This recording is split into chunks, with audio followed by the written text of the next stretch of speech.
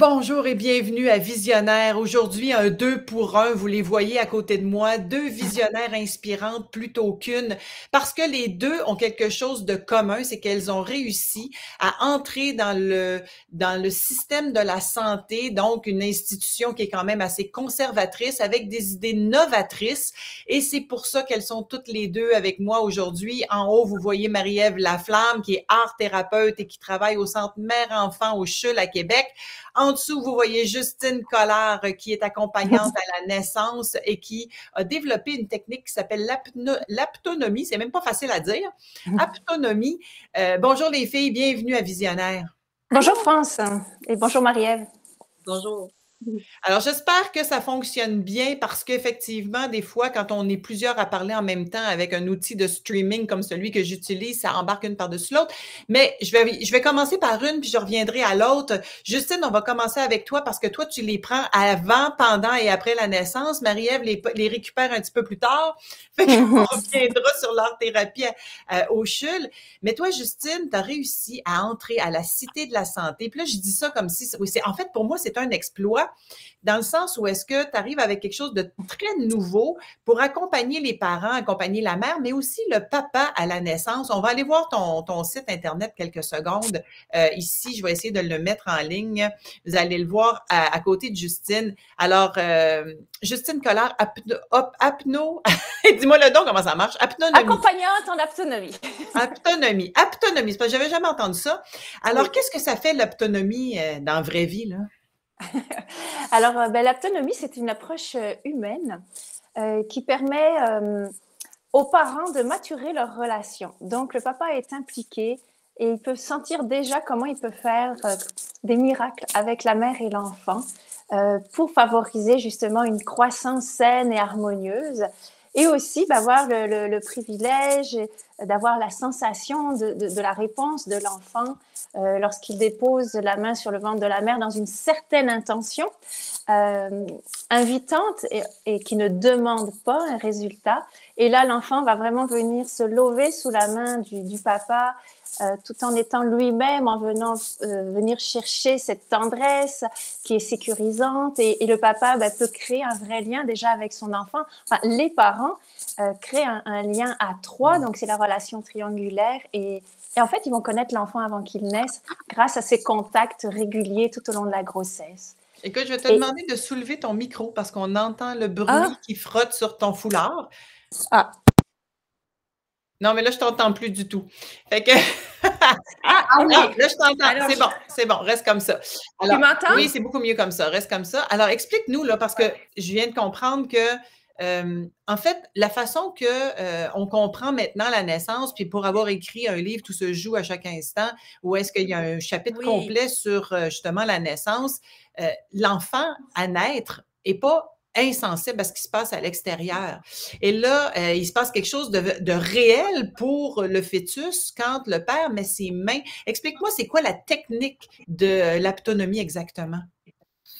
En fait, c'est un toucher qui est conscient, on va dire, un toucher qui rencontre, qui veut s'unir en fait, plus que de vouloir un résultat que le bébé réponde. Je mets ma main, bébé répond, donc action-réaction. Et donc l'enfant est sensible, justement, comme tu le dis très bien et que tu expliquais très bien dans ce livre. Et en fait, l'enfant très vite comprend, sent qu'il est dépendant de l'amour de ses parents et il sent qu'il fait plaisir à ses parents quand il donne un coup parce que les parents éclatent de rire et sont sécurisés que l'enfant répond. Et ça, c'est moins intéressant que d'avoir un contact dans une grande présence et dans juste une intention, un élan de s'unir à l'enfant. Et là, l'enfant sent qu'il est rencontré pour lui-même et qu'il est reconnu pour ce qu'il est et qu'il n'a pas à prouver. C'est ça que je trouve très beau dans l'aptonomie, qui respecte finalement les enjeux humains et la nature humaine de l'enfant qui est effectivement sensible. On ne veut pas le programmer comme un robot, on veut le stimuler dans son être libre, dans son être soi, parce que oui, il est sensible. Et déjà dans les années 70, les chercheurs ont prouvé, la science a prouvé comment l'enfant a déjà sa vie pendant la gestation et qu'il y a une mémoire après de cette gestation. Donc, on ne peut pas faire n'importe quoi avec cet enfant-là. Absolument. Et Ouais. qu'est-ce que, bon, premièrement, on va essayer de comprendre. D'abord, tu es en train d'enseigner ça. Tu le fais en privé, mais tu le fais aussi à la Cité de la Santé à Laval, qui est un gros hôpital. Alors, comment tu as pu convaincre finalement la Cité de la Santé d'accueillir cette nouvelle technique? D'abord, d'où ça vient l'aptonomie? Alors, oui, bon, l'aptonomie, ça vient d'un homme qui s'appelle Franz Wellmann et qui, lui, a vécu finalement durant la Deuxième Guerre mondiale tout ce qui concernait donc toutes les horreurs qui se sont passées finalement Oui, avec pendant l'Holocauste. oui, voilà, c'est ça. Et il a fait l'expérience dans un train, justement, mais il arrivait à s'en réchapper et il a vécu cette expérience de tous les êtres humains qui sont en contact comme ça pendant tout le voyage. Et après, il y en a qui vont se faire fusiller. Et comment, lui, ce qu'il a découvert, c'est même avant de mourir, de savoir que la personne va être fusillée. Et quelqu'un a mis sa main sur son épaule, mais une main tellement, tellement reconnaissante qu'il a fait sentir à l'autre son être soi, son individualité propre, que même s'il allait mourir, il existait en fait quelque part. C'est un peu, avec mes mots, c'est ça. Et il a extrapolé, enfin il a dit tous les êtres humains doivent avoir cette sensation-là, et ça commence par la gestation. Donc il a créé cette approche humaine, donc de l'autonomie, qui veut dire en fait c'est la science de l'affectivité, et c'est ce contact qui réunifie l'être avec lui-même et qui le guérit donc. Donc, moi, j'accompagne les couples en prénatal et en postnatal et je les forme, enfin, je veux dire, je les prépare à vivre tous ces aspects de l'autonomie, tous ces enjeux humains durant l'accouchement et après, je les vois en postnatal. En fait, à la Cité de la Santé, c'est pas spécifiquement l'autonomie que j'ai apporté, c'est plutôt le rôle de doula, d'accompagnante à la naissance. C'est sûr que je suis devenue experte en autonomie, ça fait partie de moi, c'est la vision que j'ai de la naissance qui est respectueuse, qui répond aux enjeux humains. Alors c'est sûr, ça transpire et je peux pas m'empêcher parfois quand la mère est ouverte que comment dire, stimuler une communication avec son enfant, d'expliquer peut-être quelque chose s'il y a une césarienne pour que l'enfant ne subisse pas. Alors c'est sûr que ça transpire. Mais malheureusement, j'en suis pas encore à former les personnes à l'autonomie. Mais je vois bien que les infirmières, et même parfois les médecins, se rendent compte que j'ai une approche un peu différente, un peu qui peut-être plus humaine même. Oui, c'est ça, qui à la fois stimuler le sens. Oui, à la fois qui surprend parfois, mais je sens que ça fait du bien et qui sentent que c'est bon. Et ton rôle d'accompagnante à la naissance à l'hôpital à ce moment-là, parce que c'est quand même, moi quand j'ai accouché, il y avait des infirmières, des médecins. Il n'y avait pas d'accompagnant à la naissance. Alors déjà là, c'est une incursion dans le monde médical où est-ce qu'on amène quelqu'un qui est dans une autre conscience de l'arrivée d'un enfant, à quel point c'est important, c'est le moment charnière le plus important d'une vie, même si on s'en souvient pas. Et donc, d'où l'importance de savoir accueillir les enfants. Et oui, j'aime beaucoup ton mot accueillir. C'est tellement, tellement, tellement important.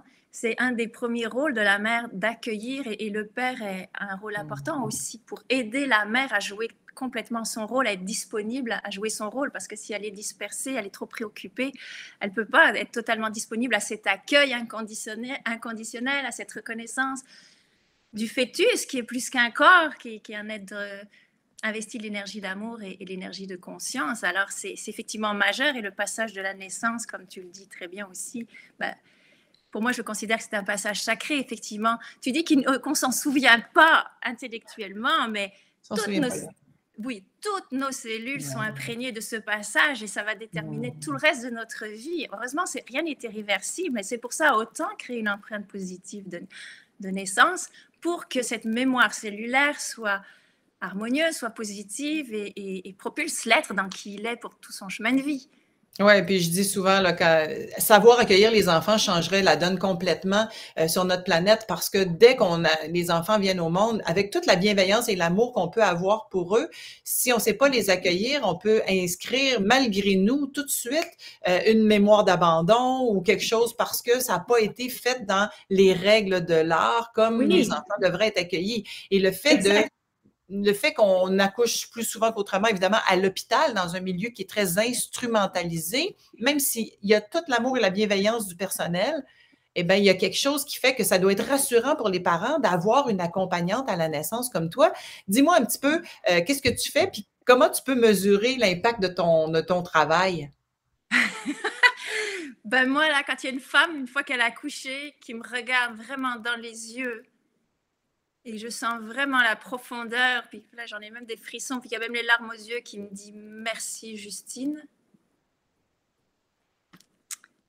Je Tout sais. est dit. Tout est dit. Tout Il y en a est qui me dit. disent vraiment que ça fait la différence.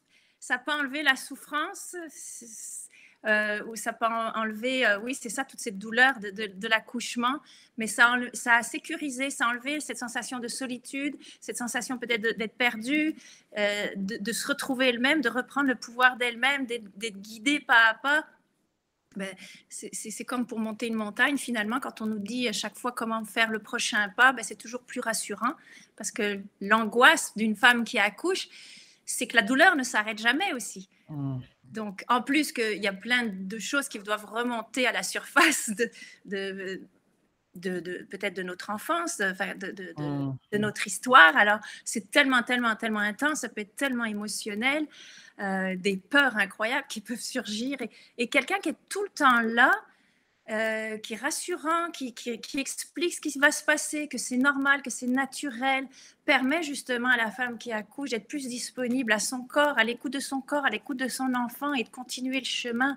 Il y a tellement besoin d'être entouré de sécurité, de douceur, d'harmonie pour pouvoir le vivre pleinement et d'avoir après la sensation que waouh, elle l'a vécu, elle a été actrice, parce que je donne des trucs, soit de respiration, soit des mouvements, soit pour replacer le bébé, pour qu'elle soit active en fait, et qu'elle ait l'impression que c'est elle qui a accouché, parce que souvent j'ai entendu dire waouh, je me suis rendu compte après coup qu'on a volé mon accouchement, j'aurais pu faire ci, j'aurais pu faire ça, mais personne ne me l'a dit.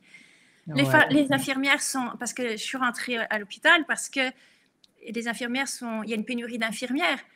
Donc, elles font le côté technique, puis si elles ont le temps, elles font un peu du côté humain, mais ce n'est pas la priorité. Alors, et c'est ça qui fait que les femmes disent après, oui, mais si j'avais su ou si on m'avait dit, alors là, moi, je suis là de façon continue, et comme ça, je sais tout ce qui se passe pour la femme, je n'ai pas d'interruption, parce que l'infirmière, elle rentre, elle sort, donc j'ai une vision globale de ce qui se passe pour cette femme-là, et je peux mieux l'accompagner, la soutenir, la comprendre. Et je t'ai entendu dire aussi que quand le papa sait où placer ses mains, le bébé va bouger et venir se lever contre ses mains de l'autre côté de la paroi. Et ça, c'est magique, là. Oui, ça, c'est vraiment extraordinaire parce que à la fois, le bébé peut suivre la main du père, par exemple. Si le bébé est trop haut, je peux lui dire, tiens, mets la main en bas du ventre, au niveau du pubis, mets ton intention d'amour, tout simplement. Puis, tu sais, ça peut juste faire glisser le bébé dans le canal, dans le toboggan pour naître. Toboggan. Oui, c'est ça. Oui, on aimerait ça que ça se passe comme en toboggan, rapidement et sans douleur. Hey, attends, ici, j'ai un beau commentaire de Jimmy. Salut Jimmy, que je salue parce que c'est en plus un ami qui dit bonjour. Je connais bien l'autonomie pour l'avoir vécu en tant que père avec Joanne lors de notre premier accouchement, j'imagine, hein, premier accouchement. Ce fut une expérience humaine à tout point de vue, extraordinaire. Écoute, connais-tu Jimmy? Je sais pas si c'est toi qui étais là avec lui, mais merci pour ce beau commentaire de papa. C'est bien? C'est super, merci beaucoup. Alors, donc, ça existe ailleurs. Il n'y a pas juste toi qui pratiques l'autonomie, là. Ah oui, alors oui, sur le site internet de l'autonomie, l'Institut scientifique d'autonomie, il y a toutes les références de toutes les personnes qui pratiquent l'autonomie. À Montréal, on est 3. OK, c'est pas beaucoup quand même. Voilà. Mais bravo! Bravo de le faire. Écoute, on va aller jaser un petit peu avec Marie-Ève, puis on reviendra à la fin là, pour savoir ce que vous offrez comme service et tout, et où est-ce qu'on... j'ai mis déjà les sites Internet pour les deux filles, comment retrouver et Marie-Ève et Justine. Alors, Marie-Ève, à ton tour, écoute, tu as une maîtrise en art-thérapie et tu as vécu quelque chose de très important quand tu faisais ta maîtrise, puis ça t'a ramené à pouvoir le faire au CHUL à Québec, dans le Centre Mère-Enfant. C'est tout nouveau, tu es là depuis le mois de janvier et tu accompagnes les enfants atteints de cancer à justement aller dans leur être et à sortir de la médicalisation, de toute leur histoire finalement, là, parce que quand on rentre à l'hôpital, même si tout le monde est bienveillant, ça reste un acte médical, alors que toi, tu les amènes à être pendant qu'ils sont dans ce passage-là de guérison. Oui, ben en fait, en premier, merci pour l'invitation. C'est vraiment un Merci. bonheur de connaître Justine aussi par l'intermédiaire de cette rencontre. Oui, je suis arrivée en fait au CHUL, au Centre Mère-Enfant, ça fait pas très longtemps en hémato-oncologie pédiatrique. Puis je suis la première art-thérapeute vraiment qui arrive là sur les lieux. Et il y a 12 ans, en fait, j'ai fait ma maîtrise à l'Université Concordia pour devenir art-thérapeute, thérapeute par l'art, et c'est vraiment le volet art plastique parce qu'on peut faire le Creative Art Therapies et ensuite aller dans l'option musicothérapeute, dramathérapeute. Et Ouais. donc, moi, c'est vraiment avec les arts plastiques que je travaille. Et puis, il y a 12 ans, en fait, quand je faisais mon mémoire de maîtrise, c'était une étude de cas phénoménologique sur l'accompagnement d'un enfant vivant la leucémie et un TSA. Et dans ce temps-là, on disait un trouble envahissant du développement, un TED, mais maintenant, c'est un trouble du spectre de l'autisme, TSA. Voilà. Et puis, donc, il y a 12 ans, je faisais ce mémoire de maîtrise. Et puis, ben, après, en sortant des bancs de l'école, j'ai travaillé comme art-thérapeute dans un milieu parapublic, les milieux communautaires, dans les centres de traitement de dépendance fermés avec l'art-thérapie. Donc, utiliser l'art-thérapie pour tout type de problématiques, mais à quelque part, qu'est-ce que je porte profondément avant même d'entrer au CHUL, c'est comme ça que ça s'appelle à la rencontre de soi. Moi, j'ai appelé mon entreprise ou mes services à la rencontre de soi parce que je prétends, ou ma proposition, c'est qu'en utilisant l'art-thérapie, on va se connecter à la partie la plus sage ou la plus sauvage, la plus intuitive, notre essence profonde. Oui, c'est ça, la plus essentielle, j'allais dire, la plus essentielle de soi, parce que par l'art, on va vraiment dans l'être et non dans le faire. Oui. Et là, tu as réussi à aller vendre ça, entre guillemets, vendre tes services et rentrer au CHUL, ce qui est quand même pas banal, parce que le Centre Mère-Enfant... Je suis la première à Québec, puis en même temps, c'est parce que quand je faisais ma maîtrise, j'ai connu Marianne, ma collègue, Marianne Dufault, qui était à Sainte-Justine et qui faisait la même chose que moi, bien avant moi.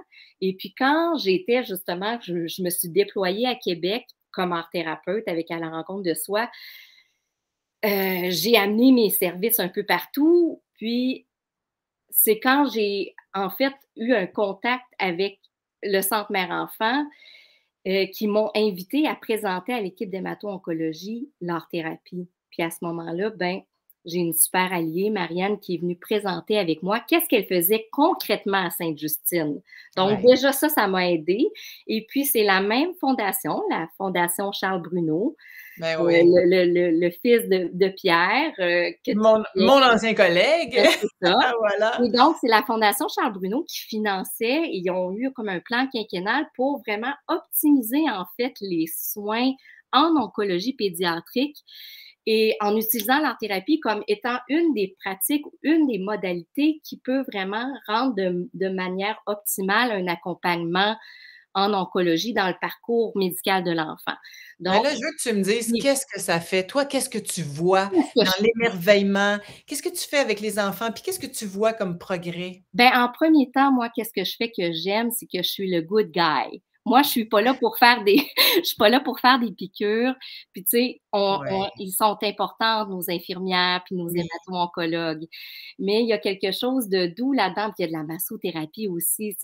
C'est justement d'amener le moelleux, le chaleureux, l'espace. Puis c'est tellement dans un cadre médical que ça se passe. Et oui, c'est sûr que j'ai un cadre d'intervention comme art-thérapeute, mais je cherche vraiment toujours à m'intégrer dans le cadre médical déjà tellement aseptisé. Ça fait que c'est sûr que là, moi, j'arrive avec la gouache, avec de l'argile, avec des couleurs. C'est pas nécessairement commode. Comme ça, là, comme ton beau bordel artistique qu'on voit sur ton site que j'adore. Oui. Et puis, c'est sûr que, tu sais, avec les enfants, concrètement, qu'est-ce que je fais? C'est en premier, c'est de tisser un lien thérapeutique avec le parent aussi. hein, parce que souvent le parent est présent, il accompagne son enfant. Puis avant même de absolument les faire dessiner, c'est de créer ce lien-là avec l'enfant, avec le parent. J'accompagne aussi des adolescents. Je voudrais pouvoir accompagner aussi la fratrie parce que c'est souvent les plus oubliés dans toute cette trajectoire-là. Mais concrètement, là, France, là, j'arrive avec mon chariot et puis là, ben, je me nettoie les mains, puis là, j'entre, puis je prends le temps d'être dans la rencontre et d'être dans ma présence pour, après ça, aller à la rencontre de cet enfant, de cet adolescent. Et puis, c'est habituellement non dirigé. En fait, je vais vraiment essayer de poursuivre. Tu sais, il y a Joseph Campbell qui dit « Follow your bliss », suis ton enchantement, suis ton enchantement. Donc, de voir avec l'enfant, un enfant de 7 ans, c'est peut-être en faisant du bricolage, puis des mises en scène, puis des situations, puis à travers le jeu, qu'il va avoir quelque chose qui va émerger de lui.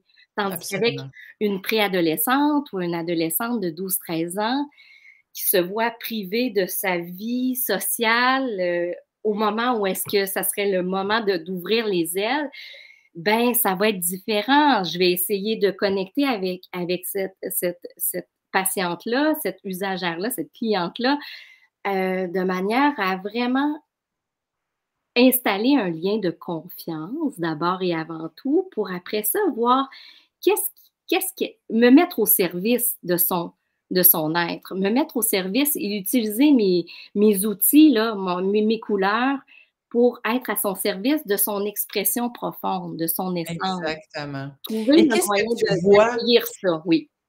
C'est sûr que tu vois l'émerveillement dans le regard de tous ces enfants-là qui peuvent enfin jouer avec quelque chose, là, parce que, tu sais, ils sont privés de leur milieu naturel. C'est pas toujours de l'émerveillement, honnêtement, mais c'est certainement de la connexion à des émotions, parce que des fois, là, justement, les émotions sont comme figées à quelque part, hein, puis il y a comme tout le parcours là, d'être bon élève, d'être un bon enfant, puis de pas faire mal, de pas faire de la peine à nos parents.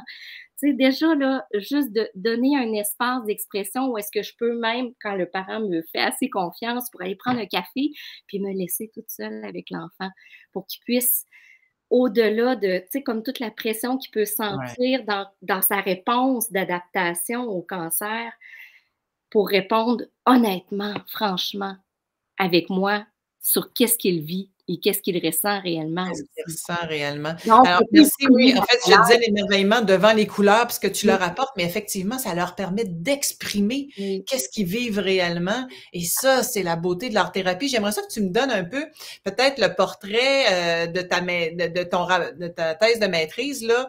Qu'est-ce que ça avait donné avec cet enfant-là que tu as accompagné, qui était à la fois, en fait, qui se guérissait? Je ne sais pas ce qui s'est passé avec son cancer, mais qui était en guérison de son cancer, puis en même temps avec le trouble de l'autisme? Oui, bien, en fait, le mémoire que j'ai fait, l'étude de cas que j'ai faite, c'est pas une thèse, c'est un mémoire parce que j'ai pas, c'est pas un doctorat. Pardon. Mais mon mémoire de maîtrise, en fait, c'était un accompagnement avec une enfant qui avait eu la leucémie et qui avait terminé ses traitements. Donc, qu'est-ce qu'on a exploré particulièrement là, c'est une possibilité pour elle de retrouver comme une place de pouvoir. Donc, c'est elle qui est devenue, c'est moi qui ai amené des seringues en plastique, des gants chirurgicaux, puis c'est elle qui a pris la place du docteur. Wow. Tu sais, on a joué beaucoup, où est-ce que c'est elle, avec les pastels secs, qui allait, par exemple, opérer ou administrer les piqûres qui font mal, et donc, elle changeait de posture, et c'était comme repasser, parce que souvent, le dégel des affects se produit davantage à la fin des traitements, tu sais, une fois que la tempête est passée, que les traitements sont pris. Donc, il y avait comme une reprise de pouvoir, d'apprivoiser dans une autre posture qui est beaucoup plus sécuritaire, qui n'est pas dans la victime, mais dans celui qui fait les piqûres.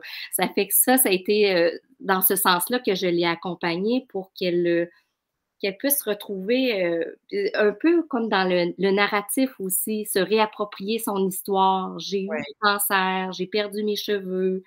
Et puis, de voir aussi avec elle que la vie continue et que après, ça ne sera pas toujours, elle avait 7 ans, qu'à 8, 9, 10 ans, il y en aurait plus, tu sais, on a guéri, et puis il va y avoir d'autres choses que les traitements, puis cette invasion-là du corps, là. Je veux vous entendre maintenant, toutes les deux. Justine, je reviens à toi parce que l'émission achève. Dites-moi, qu'est-ce que vous aimeriez voir se déployer dans le milieu médical puis dans les hôpitaux à partir de votre propre expérience? Ce que vous voyez qui manque puis qui pourrait là, vraiment prendre un essor, là. Alors, dans ton domaine à toi, Justine. Ben, moi, j'aimerais que toute l'unité des naissances ait un look complètement différent, que ça soit pas du tout hospitalier, enfin médical, que ça soit très, qu'il y ait des fresques sur les murs, qu'il y ait de la lumière, qu'il y ait des plantes, qu'il y ait une fontaine d'eau, qu'il y ait un jardin intérieur où les femmes puissent aller se promener. Et je pense que même tout le personnel aurait une attitude différente de travailler dans un milieu comme ça. Alors, ben, tu vois, qui est de l'art, en fait, et qui a un environnement, parce que c'est la première impression que le bébé, l'enfant a en naissance, c'est la première impression du monde qu'il a, c'est les premières secondes où il naît. Alors, il faut que ça soit beau, doux, qu'il y ait de la petite musique, que ça soit harmonieux, en fait. Que la beauté soit au rendez-vous, et c'est le mandat des artistes. D'ailleurs, c'est le mandat de Marie-Ève de nous amener dans la beauté, parce que c'est ça qui nous montre, la beauté extérieure qui nous ramène à notre beauté intérieure. Alors oui, je suis entièrement d'accord. Nous autres, on appelle ça la maison des naissances. Une maison des naissances où est-ce qu'il serait vraiment dédié à accueillir les enfants dans un milieu idéal. Alors, tu viens de le nommer. Merci. On espère que dans ce nouveau monde dans lequel on s'en va, il y aura des maisons de naissance, il y aura des marraines de naissance, il y aura des Justine Collard et d'autres un peu partout pour accompagner les parents, le papa aussi. Merci beaucoup, Justine. Et toi, Marie-Ève? Qu'est-ce que tu aimerais voir dans le milieu hospitalier, justement, pour accompagner les enfants dans leur guérison, ou tous les patients, pas juste les enfants? Mais tu sais, c'est certain qu'un hôpital, hein, on voudrait que ça soit un lieu de soins et de guérison. Et puis, avec la médicalisation, c'est sûr que c'est juste dans la nourriture ou dans la manière d'accompagner, on accompagne comme le corps. Et donc, c'est sûr que les hôpitaux et le réseau de la santé, là, c'est comme à l'opposé de ce qu'on a comme conception du mieux-être, puis d'un lieu de guérison, d'un lieu de soins. Mais, tu sais, si je peux être optimiste ou mettre en lumière qu'est-ce qui se passe déjà, moi, je peux vous dire que quand je vois les docteurs clowns arriver, puis passer, puis faire des pouettes, puis voir l'enfant de l'autre part dans son cubicule de traitement, où est-ce que j'allais m'en aller lui offrir de l'art-thérapie, qui est en train de rire, puis qui parle de pète, ça, je trouve déjà que c'est fantastique. En tout cas, dans le milieu pédiatrique, il y a ça qui est déjà installé, et il y a l'art-thérapie qui est arrivée, il y a la massothérapie qui apporte beaucoup de douceur, beaucoup de présence, de réconfort également. Mais, tu sais, je pense que les docteurs clowns puis l'art-thérapie pourraient être ailleurs qu'en hémato-oncologie pédiatrique. Il devrait être partout. Oui. Il devrait être partout. Parce que justement, avec les enfants, on a ce petit plus-là, mais pour les adultes aussi, ça serait bon. Ah oui, moi, je voudrais un Patch Adams aussi. Si j'étais atteinte de n'importe quoi, je voudrais un Patch Adams à côté de moi. Alors, écoutez, les filles, c'est fascinant de vous entendre, et on vous souhaite d'avoir un effet de traînée de poudre, c'est-à-dire que ça se répande partout, autant l'art-thérapie que l'aptonomie, que je vais essayer de bien dire jusqu'à la fin de mes jours. Et là, je vous mets un petit commentaire qui dit « Bravo, mesdames » et un grand merci pour tout, parce que ça prend du courage pour réussir à... Je sais que vous avez eu à forcer probablement pour rentrer dans le système, et on espère que le système va ouvrir ses portes grand pour tout le monde qui apporte quelque chose de nouveau. Et c'est un peu ça, là, la série d'entrevues que je fais depuis le mois de janvier avec des médecins, mais avec tous les spécialistes de la santé qui prônent pour une médecine intégrative, c'est-à-dire intégrer les savoirs de chacun et les connaissances de chacun. Alors, vous êtes un bel exemple de ça. Merci, les filles. Ben, merci beaucoup, France, de partager, de diffuser. Tes questions sont très agréables. C'est facile de partager avec toi. Et mon Ben, rêve, écoute, ça me fait plaisir. Puis là, je remets vos sites. Alors, les deux sites Internet sont au-dessus de la vidéo. Vous pouvez trouver tous les services de Marie-Ève sur son site et tous les services de Justine avec la belle grosse bédaine ici et le papa qui a les mains sur la bédaine de sa blonde, ou en tout cas de son épouse, de sa tendre épouse pour les Français. Merci les filles et on se revoit. Il nous reste 2 visionnaires cette saison-ci, fait qu'on se revoit pour le prochain. Merci tout le monde d'avoir été là et merci de partager pour que ça fasse le tour. Ciao tout le monde. merci, bye bye.